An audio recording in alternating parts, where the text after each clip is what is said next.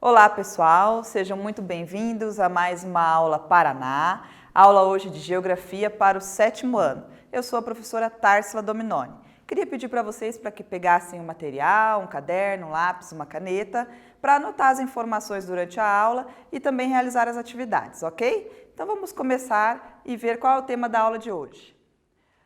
O tema da aula de hoje é a retomada dos aspectos territoriais do Brasil, bem como a sua regionalização. Qual que é o objetivo desta aula? Compreender as particularidades deste tema, ou seja, compreender as particularidades que existem dentro do nosso Brasil. Então, falando em aspectos territoriais, vamos pensar o que são aspectos territoriais. São elementos que caracterizam o nosso território. Quais elementos? Podem ser elementos culturais, sociais, físicos, políticos. Então, quando eu falo do Brasil, por exemplo, o Brasil é um país muito extenso, eu estou utilizando um elemento físico, né, o tamanho do seu território. Isso é uma característica do território brasileiro. Então, nós estamos falando de aspectos territoriais. Então, vamos ver aqui no slide. São elementos utilizados para caracterizar um território. Podem ser elementos físicos, culturais, políticos, sociais, econômicos, entre outros. Ou seja, é a característica do país em relação a um ou mais aspectos. Então, você pode visualizar aqui que eu trouxe, por exemplo, um mapa onde nós conseguimos visualizar o Brasil. Este mapa está falando sobre a sua extensão territorial. Perceba que ele está destacado em vermelho, assim como outros países. Se nós olharmos aqui na tela, nós vamos ver que o Brasil está em 5º lugar, né, no tamanho do seu território, na sua extensão. Nós conseguimos ver aqui na tabela 8,5 milhões, né, de quilômetros quadrados aí na sua extensão. Por isso que nós ouvimos falar muitas vezes que o Brasil tem aí uma proporção continental, né, quase que o tamanho de um continente, certo? Nesse outro aspecto que eu trouxe aqui sobre o Brasil, nós falamos sobre os pontos extremos do Brasil, também como o seu território, né? Vamos verificar então aqui no slide os seus pontos extremos. Então, quando eu falo em pontos extremos, eu estou falando aqui, né, nas distâncias de norte a sul e de leste a oeste. Então, lá no norte, nós temos, o seu ponto extremo fica em Roraima, então mais ao norte fica em Roraima, certo? Ali na nascente do rio Ailã. Lá no extremo sul, lá no Rio Grande do Sul, nós temos o ponto mais extremo, o Arroio Chuí. Veja que essa distância percorrendo de norte a sul dá 4.378 quilômetros, é uma distância bem grande. Os pontos extremos de leste a oeste, nós temos no lado leste a Ponta dos Seixas, que fica na Paraíba. E no lado oeste, o ponto mais ocidental fica na nascente do rio Moa, ali no Acre. Então veja, essa distância de leste a oeste é de 4.326 quilômetros, também é bem grande. E por que é interessante saber os pontos extremos do Brasil? Porque aí nós temos uma noção da sua proporção, do tamanho do território, nós temos uma noção dos seus limites extremos do território, é importante para compreendermos a distribuição dentro do território brasileiro. Ainda nesse mapa, eu gostaria que você percebesse toda a costa brasileira aqui, né? Mais de 7.000 quilômetros a costa brasileira do nosso território. Qual que é a importância de saber essa distância, né? Esses quilômetros da nossa costa brasileira? Veja que é bastante, veja que é um tamanho grande dessa costa. É importante por quê? Porque ali com a relação com o oceano, o nosso litoral, nós temos a questão de subsistência, nós temos a questão do pescado, nós temos a questão da extração de sal, nós temos a questão da extração do petróleo, nós temos a questão dos portos que fazem a integração aí com outros países. Então, nós temos essa costa bem extensa, ela favorece o desenvolvimento de várias atividades. Aqui no lado oeste no mapa, perceba também que também é grande a sua extensão. mais de 15 mil quilômetros de fronteira terrestre ali, né? Com 10 países da América do Sul aqui. Então, veja, se o Brasil faz fronteira com todos esses países aqui na América do Sul, então nós temos também uma grande integração com esses outros países aí. Se pensarmos na ideia de fluxos de mercadorias e pessoas, né, que vão e vêm entre os países, o Brasil seria ali um ponto central na América do Sul para essa integração, ok? Aqui nesse outro mapa, nós vamos falar um pouco sobre a localização do Brasil. Então, veja que nós estamos falando de aspectos territoriais do Brasil e aí falamos também da localização. Nós falamos da sua extensão territorial, dos pontos extremos e agora da sua localização. Você consegue perceber aqui no mapa, nesse slide, a localização do Brasil dentro do globo terrestre. Então, veja, nós podemos dizer que o Brasil está localizado em 3 hemisférios. Aí você lembra lá, né, que nós temos as latitudes e as longitudes. Lembra que a latitude 0, ali a linha do Equador, divide o globo em hemisfério norte e sul. Lembra que a longitude 0, ali o meridiano de Greenwich, divide o globo em lado oriental e lado ocidental, né, leste e oeste. E aí, então, aqui nós conseguimos ver aonde se localiza o Brasil. Então, quando eu falo que ele está em 3 hemisférios, todo o seu território, nós conseguimos perceber que nós temos um pedacinho do Brasil que fica no hemisfério norte, acima da linha do Equador. Nós temos a grande parte do seu território no hemisfério sul, abaixo da linha do Equador, e todo ele no hemisfério ocidental, ou seja, no lado oeste do meridiano de Greenwich, certo? Então, essa localização, né, além da questão da localização geográfica, nós temos também aqui que nós podemos perceber nesse mapa os países ali, né, as fronteiras territoriais do Brasil. Então, nós temos uma exceção na América do Sul, o Brasil não faz fronteira terrestre com o Equador e o Chile. Então, agora vamos tentar organizar as nossas ideias através de uma atividade. Número 1, letra A, desculpa. O que significa aspectos territoriais? Letra B, por que costuma-se dizer que o Brasil tem proporções continentais? Letra C, qual é a localização geográfica do Brasil no globo terrestre? Letra D, quais países da América do Sul não têm fronteira com o Brasil? Então agora você tem um tempo para responder e depois nós vamos corrigir.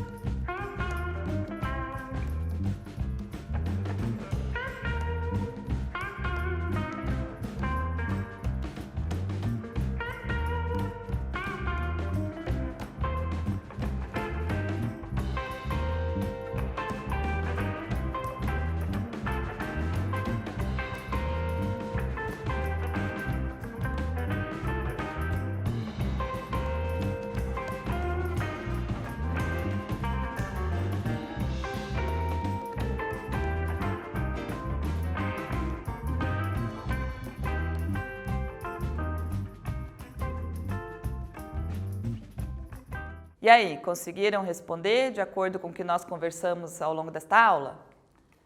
Então vamos lá. Se você respondeu na 1, o que significa aspectos territoriais? Se você colocou que são elementos que caracterizam o território, né, que dão ali as características, o distinguem de outro, aí sim você acertou. Então vamos lá. São elementos que caracterizam o território, físicos, culturais, sociais, políticos, administrativos, entre outros.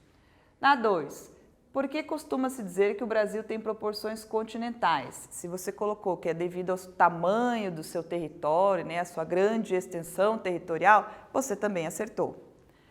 3, qual é a localização geográfica do Brasil no globo terrestre? Então, se você colocou que o Brasil fica na América do Sul, que grande parte do seu território fica no hemisfério sul, todo o seu território fica no hemisfério ocidental e uma pequena parte da região norte do Brasil fica no hemisfério norte, você acertou. Número 4. Quais países da América do Sul não têm fronteira com o Brasil, não têm fronteira terrestre com o Brasil? Então, se você colocou ali Chile e Equador, você também acertou. Ok? Vamos dar continuidade então à aula?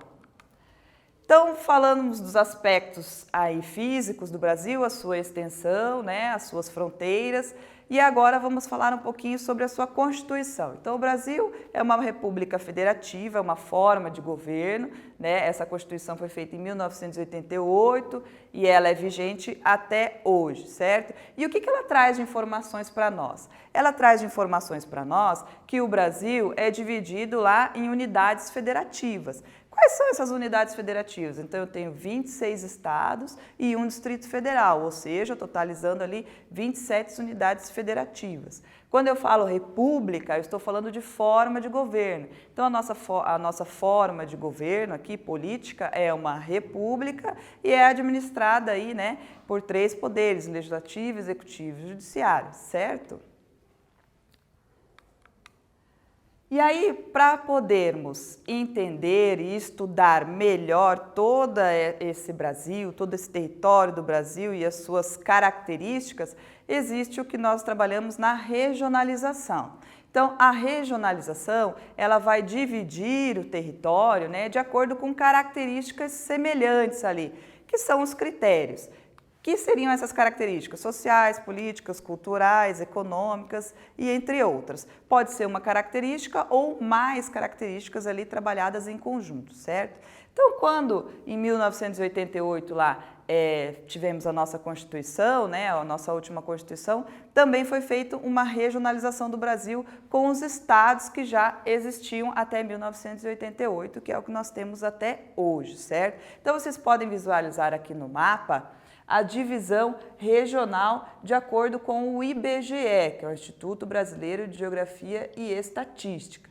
Então lá, né, os últimos estados criados, o Tocantins ali, né, que pertencia ao estado de Goiás, então o Tocantins, essa divisão aqui, ó, não existia, pertencia ao estado de Goiás, a partir lá de 1970 ele foi dividido.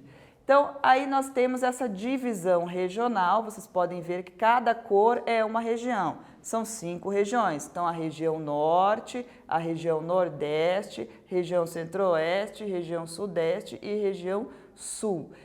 Quais são os critérios para agrupar esses estados numa região? Segundo essa divisão do IBGE, os critérios utilizados são critérios econômicos, culturais e sociais. E aí nós podemos falar sobre a população nessa divisão, né? Nós temos aí dentro do nosso país, como ele é um território muito extenso, uma grande diversidade social, uma grande diversidade econômica e uma grande diversidade cultural, né? E aí nós temos a distribuição da população dentro desse território, onde as pessoas vivem, onde eu tenho mais pessoas morando, onde eu tenho menos pessoas morando, certo? E aí nós temos essa questão da população distribuída. Vamos ver aqui no slide. O Brasil é considerado um país populoso, tem a 5ª maior população do mundo. Somos já 200 milhões de habitantes, né? Estimativa do IBGE aí para 2020, para o nosso ano. Mesmo assim, algumas regiões são muito povoadas, em virtude da má distribuição da população ao longo do território, concentrada em maior parte na região sudeste. Então, veja, essa distribuição, essa má distribuição, ela ocorre por quê? Porque as pessoas procuram concentrar, viver, né, onde tem mais o quê? Onde tem mais trabalho, onde tem mais facilidade para o emprego, onde tem mais facilidade para o estudo. E aí nós temos que essas regiões são as regiões mais industrializadas, né, que tem ali, proporcionam melhores condições para que as pessoas consigam sobreviver, certo? E aí aqui no slide eu coloquei separadinho alguns detalhes que nós temos que pensar sobre a nossa população, como que ela foi constituída. Então, ao longo da formação do nosso território, nós tivemos aí uma grande miscigenação, o que contribui também para essa diversidade do nosso território. Então, nós tivemos o período da colonização, nós tínhamos os indígenas morando aqui, o período da colonização que trouxe os africanos que eram escravos e aí aqui ficaram. Nós tivemos aí as correntes migratórias europeias. Então, tudo isso contribuiu para a formação da população brasileira, ok? Então, agora sobre esse tema, vamos fazer uma atividade para ver se a gente conseguiu fixar alguns conceitos. Letra A. O Brasil é formado por unidades da federação. Quantas são? Letra B. O Brasil é dividido em quantas regiões, segundo o IBGE? Letra C. Qual é a relação entre o número populacional e a distribuição do território? Letra D. O que contribuiu para a formação da diversidade da população brasileira? Então, agora você tem um tempo aí para responder essas questões.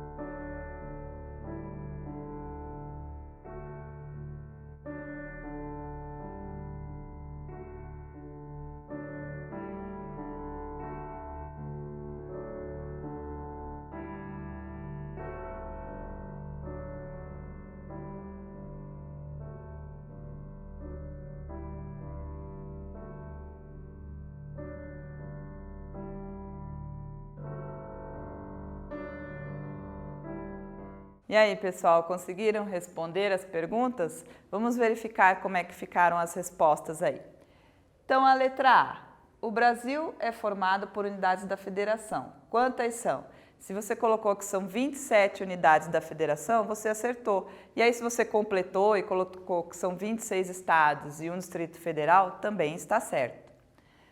Letra B. O Brasil é dividido em quantas regiões segundo o IBGE? Então, se você colocou que são 5 regiões, região Norte, Nordeste, Sul, Sudeste, Centro-Oeste, está certo. E aí nós podemos voltar no mapa e verificar essa situação, né? Essa divisão regional, ela começou lá em 1970, né? O IBGE propôs essa divisão em 1970.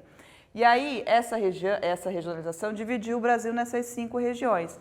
E aí nós temos que lembrar que o Mato Grosso do Sul foi criado em 1977 e o Tocantins em 1987, dividindo ali de Goiás, certo?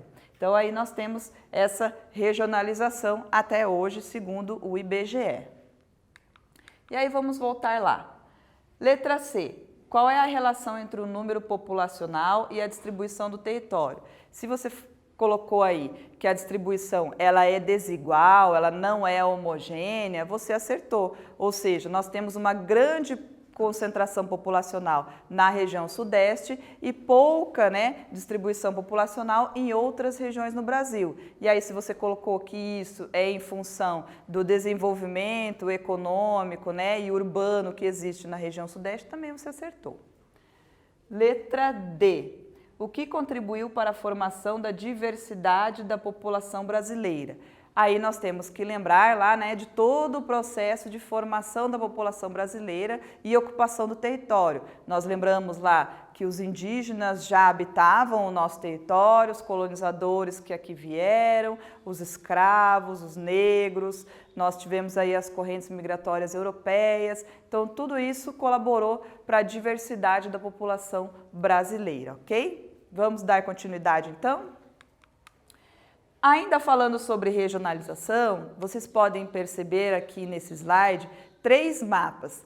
Então, observem e vejam que há diferença entre eles. Então, lembra lá que a regionalização, o que é? É dividir para que eu possa compreender melhor, certo? Então, vamos observar. Nós temos aqui a divisão regional de acordo com os complexos regionais, a divisão regional aí do IBGE, e a divisão regional meio técnico-científico informacional. E aí você consegue perceber algumas diferenças entre elas.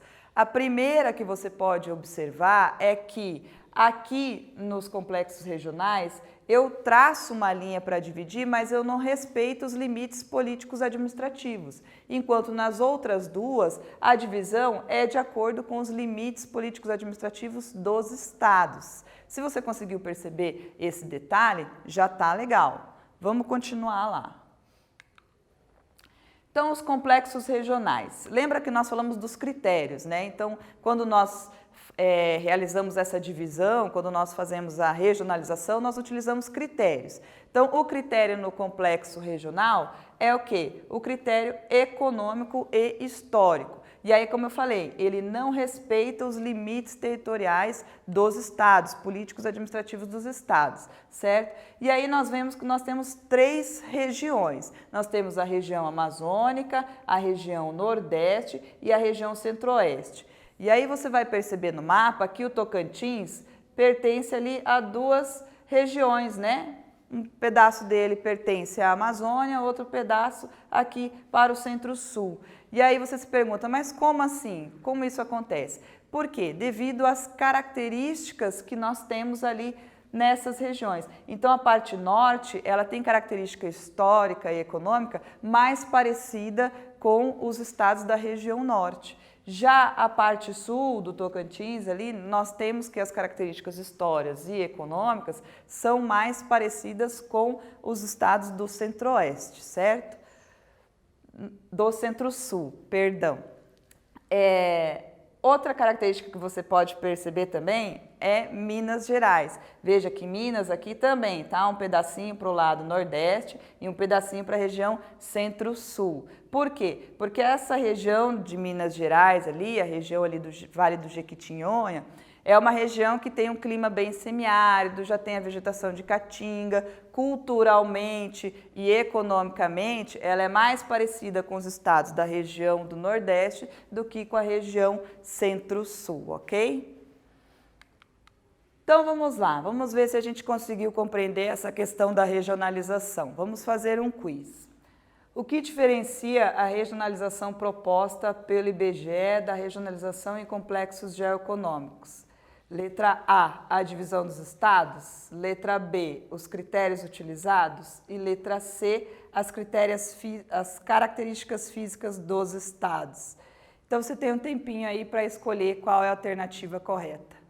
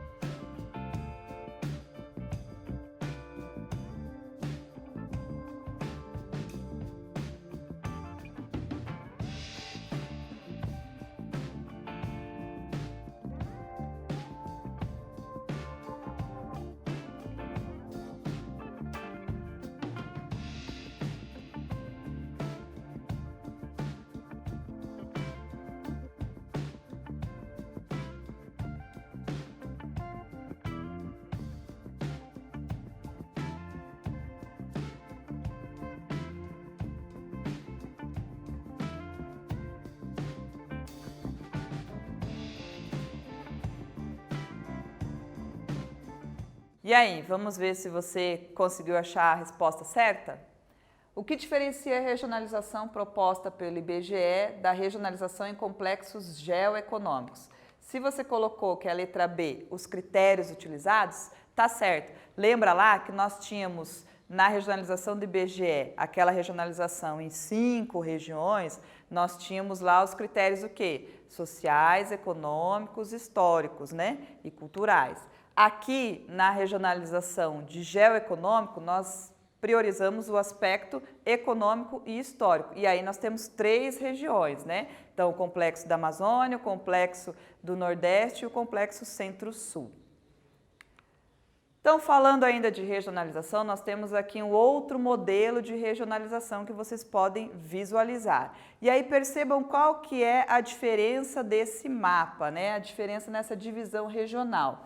Se você conseguiu perceber que na parte rosa aqui nós temos o sul integrado com a região sudeste, você acertou. É o que nós chamamos de região concentrada. Então, essa regionalização, ela obedece o critério do quê? O critério técnico e informacional. Esse critério, ele estabelece ali, estuda os fluxos econômicos, os fluxos industriais e informacionais. Então, de acordo com esses fluxos, com essa interação, a proposta é que a região sul tem semelhança com a região sudeste. Por isso seria chamada região concentrada, onde nós temos esses maiores fluxos técnicos, científicos e informacionais, certo? Vamos ver aqui. Os aspectos socioeconômicos e o meio geográfico, destacando a articulação do território brasileiro inserido como uma economia periférica no capitalismo globalizado. Analisa os fluxos que ocorrem através da infraestrutura que dá suporte às redes de informação, mercadorias, capitais e pessoas. Então, ou seja, como nós comentamos, é onde nós temos o maior fluxo ali de pessoas, de mercadorias, é onde nós temos a maior integração ali, né? Então, são regiões parecidas, por isso que a região sul ficaria ali integrada à região sudeste, ok? E aí vamos ver agora um quiz para ver se nós compreendemos. Qual a importância da regionalização? Letra A, para facilitar o planejamento de ações para a gestão de uma administração descentralizada. E aqui está a letra A, mas seria a letra B. Para aumentar as diferenças regionais e o distanciamento entre os povos. Então, qual é a alternativa correta? A primeira letra A ou a segunda letra A?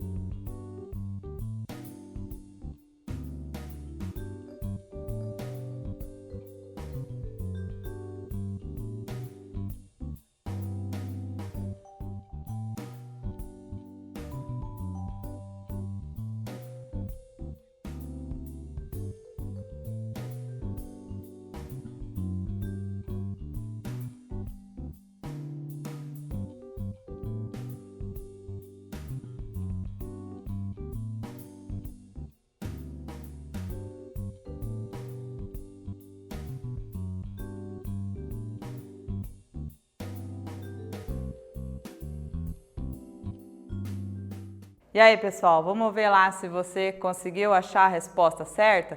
Percebam que quando vocês estavam ali fazendo a alternativa, que eu falei que tinham duas letras As, eu corrigi agora, então nós temos a alternativa A e a alternativa B, certo? Então, se você colocou que a importância da regionalização para facilitar o planejamento das ações para a gestão de uma administração descentralizada, está certo. Então, um território muito extenso como o Brasil, a regionalização facilita para que possamos entender e conhecer as diferentes características que existem em cada região, para que possamos, assim, planejar ações específicas para aquelas regiões, certo?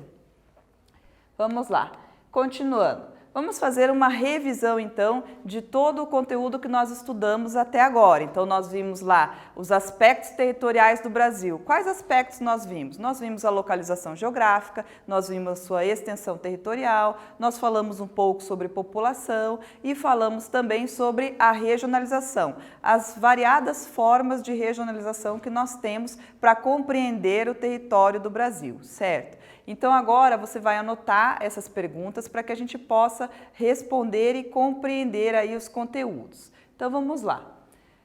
Número 1. Quais as características territoriais foram abordadas nessa aula? Número 2. O que significa a expressão República Federativa do Brasil? Número 3. Qual a importância da regionalização? Número 4. Quais os tipos de regionalização foram apresentados? Número 5. Quais os fatos históricos que contribuíram para a construção da diversidade da população brasileira? E número 6, porque há grandes desigualdades na distribuição populacional no território brasileiro. Então, você tem um tempinho para organizar as suas ideias aí.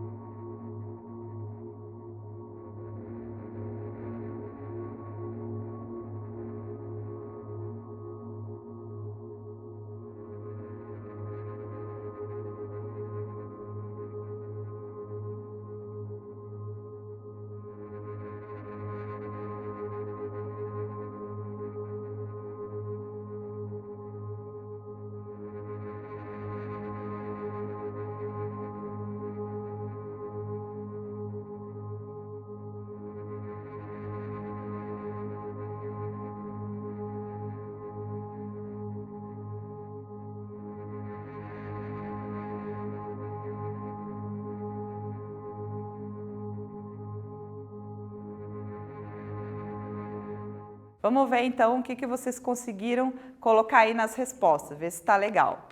Então, no número 1, quais as características territoriais que nós abordamos nessa aula? Se você falou que são características relacionadas à extensão do território, se você falou que nós falamos sobre a população, se você escreveu que nós falamos sobre a regionalização, né, a localização, tudo isso está certo.